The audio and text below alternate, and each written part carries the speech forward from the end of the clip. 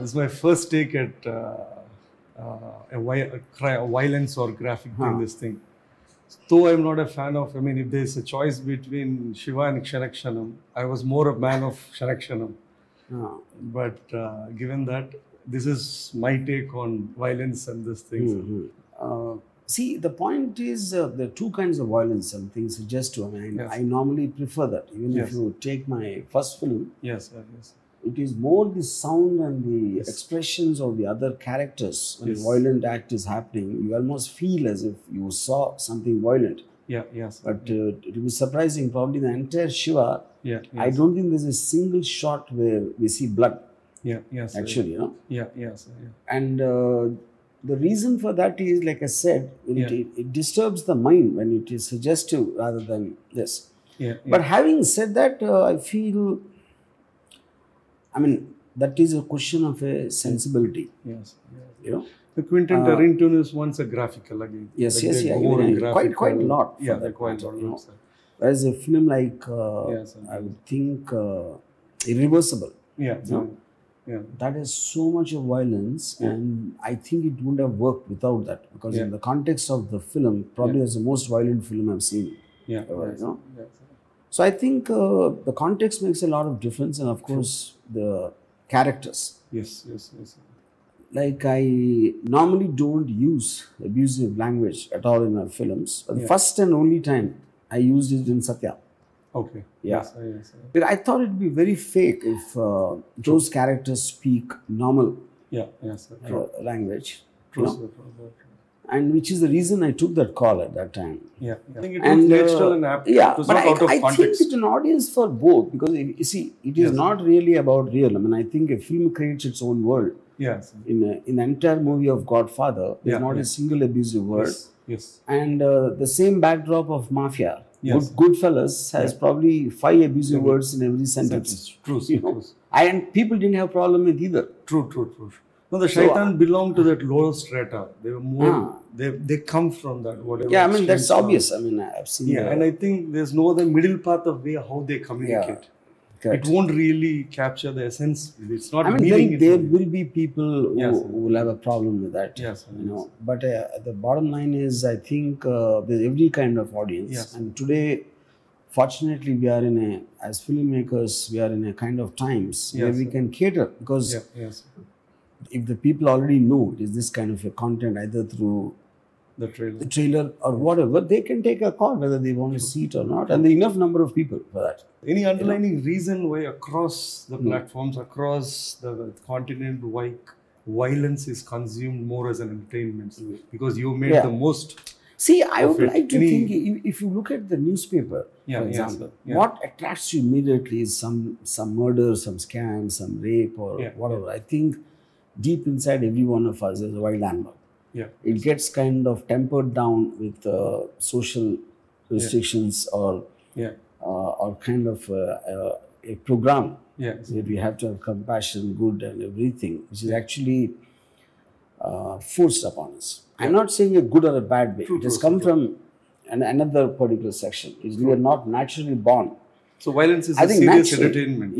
Correct. But I think it just breaks the monotony of a boredom more than anything else. So just it invokes in that animalistic. So even if you look at mainstream media, the way they will cover crime and scam and scandal, the bad side, bad side of it is far more, attention-grabbing thing, So when people used to tell me I make violent films, and I say that that's because most of my ideas come from real life. Real life has a lot of violence, and we know about Hitler much more than what some peace Nobel Prize winner for peace. Nobel Prize winner for peace. I challenge you to tell one person's name in the last whatever years. Because peace is boring. I think that's the whole point. And drama comes from conflict. And in conflict, the upper limit is violence. I approach it mostly through characters, actually, and the intent of the killing rather than the violence by itself. It's like one of my favorite moments is in Company. When Ajay Devgan's character takes a decision to take someone out. And the way he puts the gun under his arm and shoots in his heart behind, that is almost like a doctor giving an injection. That is actually brief I gave Ajay when I shot that. Okay. Because he doesn't have any problem with him. He's not emotionally upset. He's not taking revenge. He's just a problem. A problem to be removed, you never use violence. But true. I mean anger. True. But that's where it becomes so cold-blooded. True. This contrasting to Shaitan is the same thing. So why you see a woman, mother go place a Katipida Veti Kottadamu. This is personal vengeance. See, that is coming from emotion. Emotion. Emotional disturbance, you know. Well, So, like the line when diplomacy fails, war begins. That's the whole point. I mean, the first point is you like to sort it out. And then when that doesn't work, you can't control your anger. True. And the anger also comes from righteousness. So there's a difference between organized crime and spur of the moment crime. True. So because again, crime is not crime is a legal word. So many times why it happens can have a moral righteousness to it. You know? Which is when you empathize with characters, even if they do a violent act like killing someone or whatever, you know? Yes. The theme what we have for this is what you call crime, they call survival.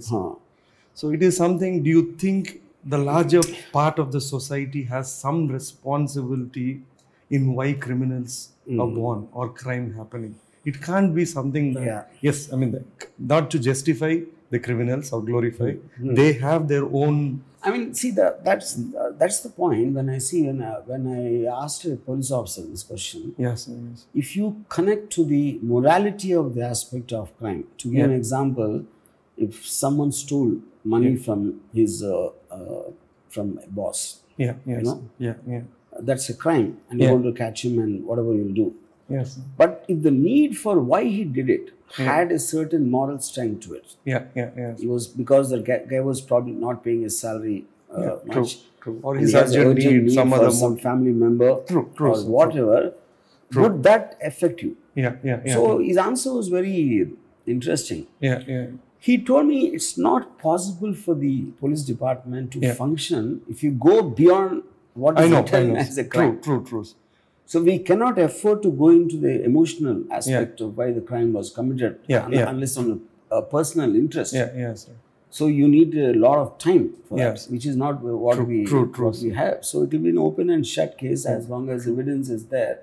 They're not going to go into that. You know? So, and the reason for crime, I believe one is an uncontrollable emotion. Which results in a violent action. Second is a necessity.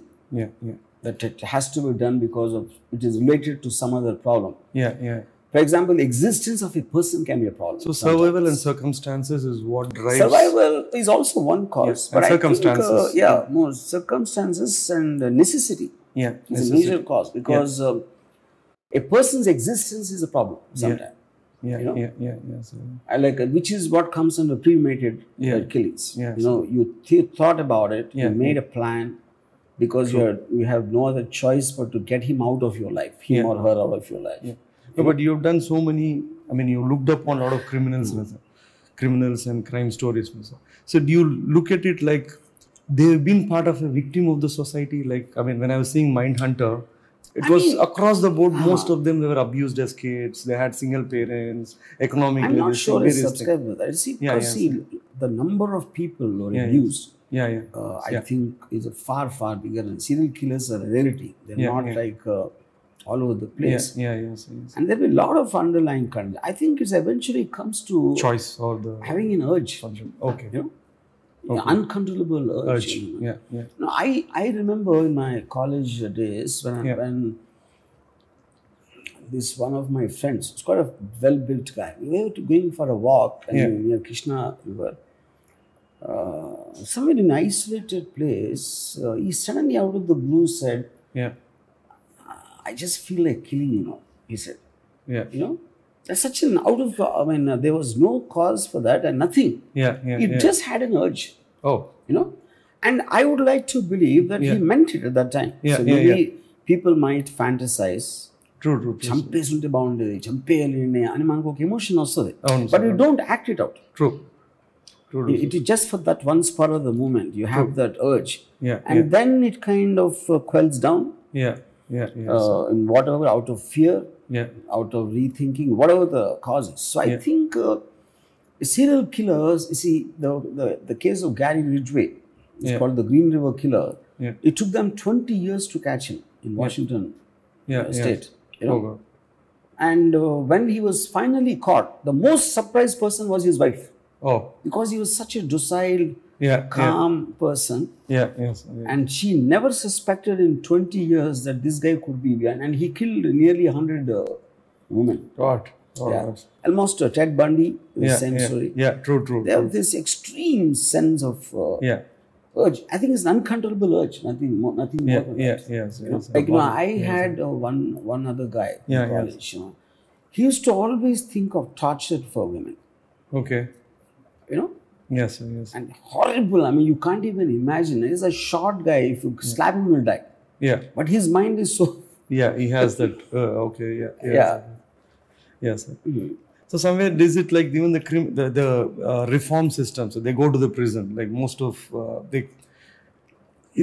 most of it, I look at it like they go to prison, they come out as a bigger thug. Correct. It's more like a training camp. They're going to a university and coming out from a petty thief becoming a bigger gangster. Correct. So, see, the reason for that is, see, first of all, to expect a society to be perfect is fundamental.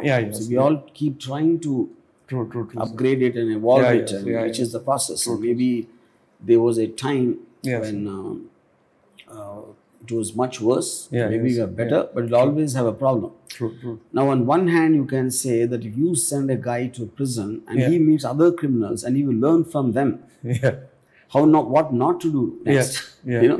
So, like you said, he comes as a bigger person coming up. But what is option? There are so many people and there are so few jails and we don't have the resources. You can't have you need to give one teacher to each and every criminal and isolate him from the rest. Is that possible? That's not true. That's not possible, you know. So the point is, and also the system, it eventually, it wants to take him out of the system. It doesn't seek revenge. I mean, I'll tell you if the junior, the guy who was 16 years old in the Nirbhaya rape case, you know, he was the most horrible in the entire incident. You know? And now because he's a minor, they just kept him for 3 years in a school. True. You know, reform school.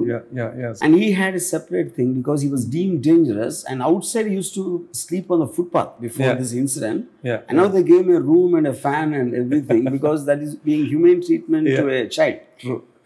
Now he came out and nobody knows where he is. Even the media forgot.